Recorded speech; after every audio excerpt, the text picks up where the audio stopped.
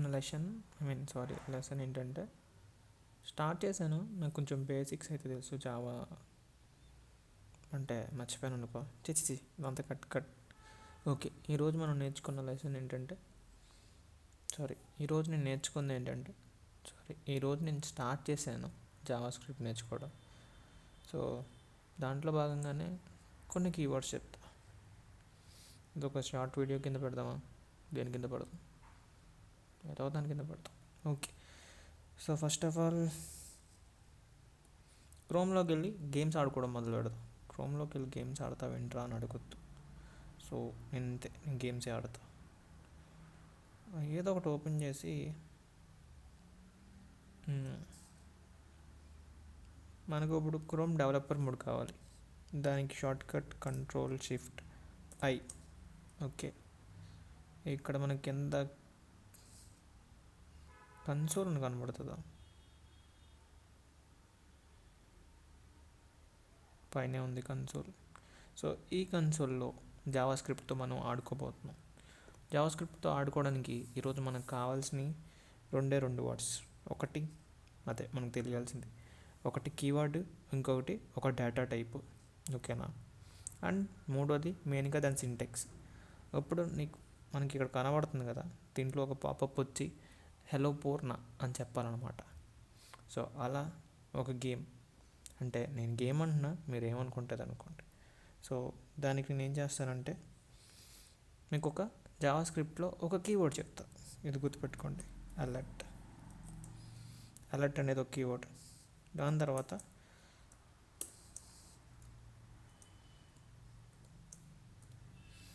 నేను ఒక data type చెప్పాను కదా, మనకి ఏమేం కావాలి? కీవర్డ్ కావాలి, కీవర్డ్ వచ్చేసింది. అప్పుడు డేటా టైప్.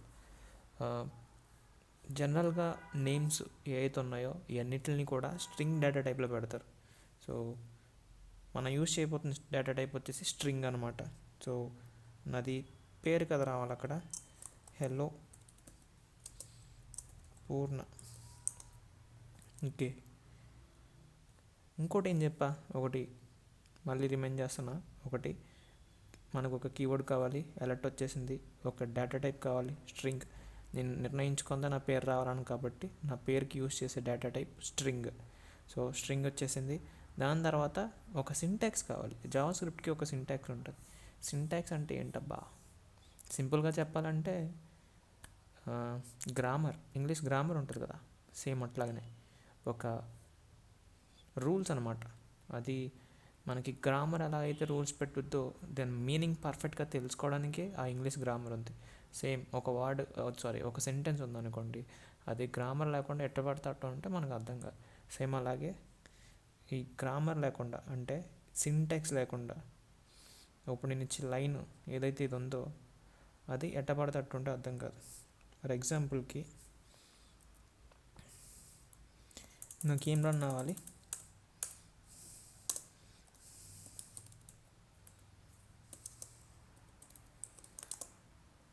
సో కీవర్డ్ ఉంది, నేను ఎగ్జాంపుల్ చెప్తాను. ఓకేనా? కీవర్డ్ ఉంది అండ్ హలో పూర్ణ అనే వాడు కూడా ఉంది. సో నేను అది పెట్టేసి ఎంటర్ కొట్టేస్తాను. ఏమంటుంది ఇది? అన్క్యాచ్డ్ సింటాక్స్ ఎర్రర్. సింటాక్స్ అంటే నీ ఎంకమ్మ నువ్వు పెట్టిన లైన్లో గ్రామర్ మిస్టేక్స్ ఉన్నాయి, కొల్లు పెట్టి చూడు అంటుంది. సో అందుకని మనం జావా స్క్రిప్ట్ యొక్క గ్రామర్, అంటే జావా స్క్రిప్ట్ యొక్క సింటాక్స్ని నేర్చుకోబోతున్నాం. ఒక సింటాక్స్ కావాలి.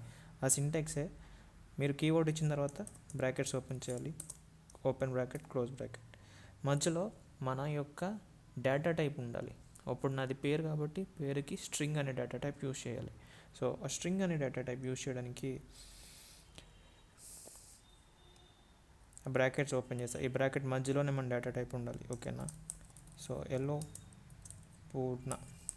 సో నేను నా పేరుని ఇచ్చేసా, బట్ జావా స్క్రిప్ట్కి ఎలా తెలుసుద్ది అది నా పేరు, అదొక కీవర్డ్ కాదు అని చెప్పేసి? ఎందుకంటే ఇది అలర్ట్ అనేది ఒక వర్డే, అండ్ హలో అనేది ఒక వర్డే, పూర్ణ అనేది కూడా ఒక వర్డే. సో అన్నిటిని అది యాజ్ యూజువల్గా ఒక కీవర్డ్ కింద తీసేసుకుంటుంది. సో నాకు ఇది కీవర్డ్ కాదు, ఇది ఒక డేటా టైప్ అని చెప్పడానికే మనం ఇక్కడ డబల్ కొటేషన్స్ని పెడుతున్నాం. ఓపెన్ అండ్ క్లోజ్ అంటే డబుల్ కొటేషన్స్ పెట్టాలి స్టార్టింగ్ లాస్ట్లో కూడా. ఇక్కడికి సింటాక్స్ అయిపోయిందా అంటే లేదు, లాస్ట్లో మనం ఫుల్ స్టాప్ పెడతాం కదా, సేమ్ అట్లాగే దీనికి సెమీ కాలం పెట్టాలి. ఇక్కడికి సింటాక్స్ అయిపోయింది. ఇప్పుడు కనుక నేను ఎంటర్ కొడితే చిక్ మ్యాజిక్ జింగ్ జింగ్, ఏం లేదు సరదాగా అంటున్నాను. సో ఇదనమాట హలో పూర్ణ. ఇవాళ మనం నేర్చుకున్న ఏమేంటి, ఒకటి అలర్ట్. అలర్ట్ అనేది కీవర్డ్, జావా స్క్రిప్ట్లో కీవర్డ్, ఓకేనా. ఇంకొకటి ఒక డేటా టైప్ని నేర్చుకున్నాం, పేర్లన్నిటికి యూజ్ చేసే డేటా టైప్ స్ట్రింగ్. ఆ స్ట్రింగ్ని ఎట్లా ఈ బ్రాకెట్ల మధ్యలో ఉంటుంది, స్ట్రింగ్కి ఖచ్చితంగా డబల్ కొటేషన్స్ ఉండాలి. అండ్ లాస్ట్లో కామా దగ్గర కామా బదులు సెమీకోలం, అంతే. ఈరోజు నేను నేర్చుకుంది ఇంతే. అండ్ ఇంకా కొన్ని నేర్చుకున్నా, కానీ మీకు ఇంట్రెస్ట్ ఉందంటే కనుక ఇక్కడ నుంచి ముందుకు చూడండి. సో ఇంకేం నేర్చుకున్నా అంటే కనుక, ఇక్కడ నేను ఈ కన్సోల్లో ఎంటర్ చేసి ఒక్కొక్క లైన్ కన్నా కష్టం. సో కొంచెం ముందుకెళ్దాం. సోర్స్ అని ఉంటుంది, సోర్స్లోకి వెళ్ళి ఇక్కడ వర్క్ స్పేస్ తర్వాత ఇంకా యారోస్ ఉంటాయి, దాంట్లోకి వెళ్ళి స్నిప్పెట్స్ అని ఉంది కదా, దాంట్లోకి పోతాం. దాంట్లో ఒక స్నిప్పెట్ని తయారు చేద్దాం. Just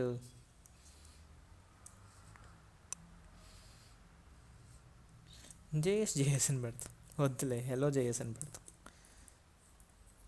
hello.js. ఓకే, అక్కడ రాసింది కూడా ఇక్కడ రాస్తా, అంతకుమించి పెద్ద ఏం లేదు. రెండో డేటా టైప్ నెంబర్స్, ఓకేనా. ఈ నెంబర్స్ని మనం డైరెక్ట్గా యూజ్ చేయొచ్చు. 2 + 5, సారీ నాట్ 55, 5.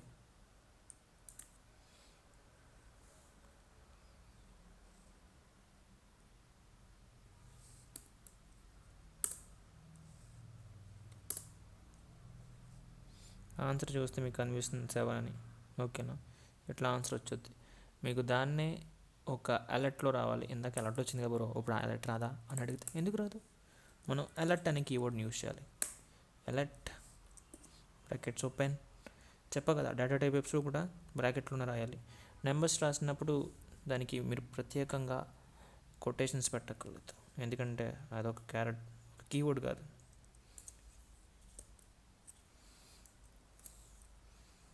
7, ఓకేనా. ఇది నెక్స్ట్ నెంబర్స్ నేర్చుకున్నాం, స్ట్రింగ్స్ నేర్చుకున్నాం. ఇంకొకటి బులియన్స్ అని చెప్పి ఒకటి ఉంది,